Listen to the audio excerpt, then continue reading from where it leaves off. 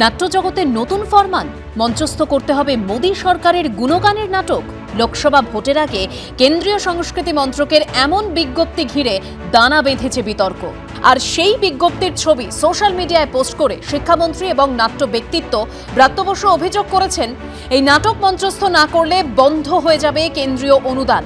কেন্দ্রের বিজ্ঞপ্তিতে বলা হয়েছে, ন্যাশনাল স্কুল অফ ড্রামার 25তম উৎসব উপলক্ষে একটি ছোট নাটক মঞ্চস্থ করতে হবে। 21শে ফেব্রুয়ারি 20 মিনিটের স্বল্প দৈর্ঘ্যের এই নাটক মঞ্চস্থ করতে হবে। সেই নাটকের লিঙ্ক পাঠাতে হবে ন্যাশনাল স্কুল অফ ড্রামাকে। কেন্দ্রের পাঠানো 6 পাতার নাটকটির স্ক্রিপ্টের ছবি পোস্ট করেছেন ব্রাত্য বসু। হিন্দিতে লেখা সেই নাটকটির নাম লে আয়ে ওয়াপস সোনে কি চিড়িয়া, বাংলায় যার অর্থ সোনার পাখিকে ফিরিয়ে আনলাম। নাটকের পাতায় পাতায় রয়েছে বিকশিত ভারত অখণ্ডতার মতো শব্দবন্ধ। প্রথম পাতার শেষ দিকে রয়েছে প্রধানমন্ত্রীর নাম। সেখানে নাটকের এক চরিত্র প্রশ্ন করে, G20-তে মোদিজি যা বলেছেন তার অর্থ কি? বসুধৈব কুটুম্বকম বলতে উনি কি বোঝাতে চেয়েছেন?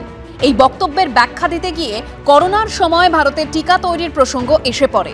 আলোচনা হয় বিশ্বের কোন কোন দেশকে ভারত টিকা দিয়ে সাহায্য করেছে সেই প্রসঙ্গেও। এরপরে বিকশিত ভারত নিয়ে দীর্ঘ আলোচনায় মোদী সরকারের স্লোগান সবকা সাথ সবকা বিকাশের কথা বলতে শোনা যায় চরিত্রদের। ওই নাটকের স্ক্রিপ্টের ছবি পোস্ট করে ব্রাত্য বসু লিখেছেন, ঠেলার নাম বাবাজি কাকে বলে দেখ এবার। প্রত্যেক দলকে গ্রান্ট দেওয়া হয়, সর্বোচ্চ গ্রান্ট হতে পারে 25। একজন নাট্যকর্মীর জন্য 6,000 টাকা বরাদ্দ, প্লাস গুরুর জন্য 10,000। রাজ্য সরকারের টাকাটা স্বভাবতই কেন্দ্রীয় সরকারের থেকে অনেকটা কম, যেখানে পরিষ্কার কেন্দ্রীয় সরকারের গুণগান বাচক একটি নাটক। আমরা গ্র্যান্টের ক্ষেত্রে কারা আমাদের হয়ে পথনাটক করছেন নির্বাচনের সময়, কারা পথনাটক করছেন না, এই ধরনের কোনো ভাগাভাগি আমরা করি না। শুধু অগণতান্ত্রিক না, এটা একটা থিয়েটারকে খাটো চোখে দেখার একটা রাস্তা।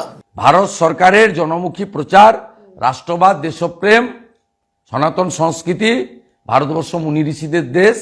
এবং শুধু তো নেহরু নেহরু করলে হবে না। নেতাজি সুভাষচন্দ্র বসু, সর্দার বল্লভভাই প্যাটেলকে আড়ালে রেখে আম্বেদকরের কথা না বলে তুমি সমাজতন্ত্র, হোচিমিন, কার্ল মার্কসের কথা বলবে, টুকরে টুকরে গ্যাংয়ের কথা বলবে, তুমি বিকৃত করে দেবদেবীদেরকে নাটকে দেখাবে, ঠিক করেছে। I welcome, heartily welcome on behalf of West Bengal people. এই বিজ্ঞপ্তি বিতর্কে আড়াআড়ি বিভক্ত বাংলা নাট্য জগৎ।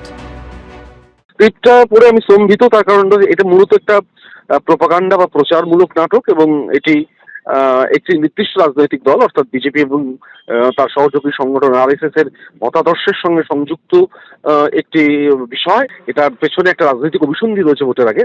সেই জন্য আমি এই নাটকটি আমি করছিলাম, এবং তাতে যদি কোনোভাবে আমাকে ব্ল্যাকলিস্টেড করা হয় বা কোনোভাবে আমার গ্রান্ট কেটে দেওয়া হয়, সেটা আমি পরোয়া করি না। আমি অ্যাপারেন্টলি যে কথাগুলো বলা হচ্ছে, মোদির গুণগান গাওয়া হয়েছে, স্ক্রিপ্ট যেটা পাঠিয়েছে সেটা মোদির গুণগান আমি দেখিনি। যে এটা না করলে আমাদের গ্রান্ট বন্ধ হয়ে যাবে এরকম কোনো কথা আমি ওদের যে চিঠিটা লেটার, যে চিঠি 30 তারিখে বলে 30শে জানুয়ারি পাঠিয়েছিল, সেই চিঠিতে সেসব কথা আমি কিছু দেখিনি। আপত্তিকর কিছু দেখছি না। নাট্যজগতের সরকারি হস্তক্ষেপের অভিযোগ নতুন নয়। এবার লোকসভা ভোটের আগে সেই অভিযোগ ঘিরেই বিতর্ক তুঙ্গে। কৃষ্ণেন্দু অধিকারীর রিপোর্ট, ABP আনন্দ, কলকাতা।